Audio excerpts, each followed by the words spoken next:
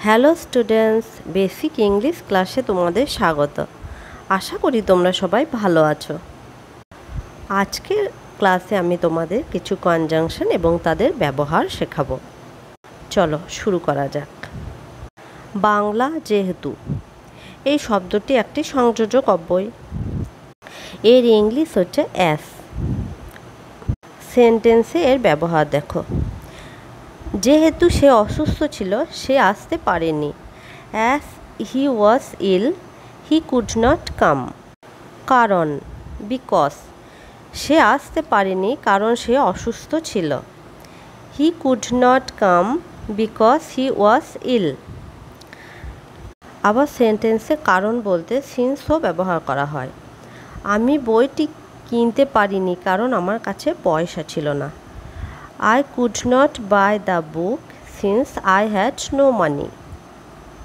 যদি, if, যদি আসো শীঘ্র আসবে। If you come, come soon.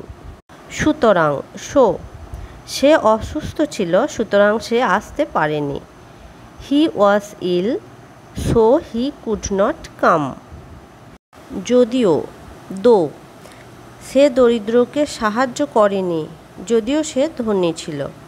He did not help the poor দো হি ওয়াজ রিচ। ব্যতীত, এক্সেপ্ট, আমার সঙ্গে দেখা করো শুধু ছুটির দিন ছাড়া। Come to me except on a holiday.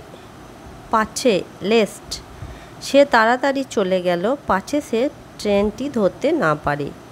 He had left early lest he should miss the train. পর্যন্ত, till, আমার ফেরা পর্যন্ত এখানে অপেক্ষা করো। wait here till I return. যতক্ষণ না, until, সে লাইব্রেরিতে গিয়েছিল এবং 6টা পর্যন্ত পড়াশোনা করছিল। he went to the library and studies until 6 p.m.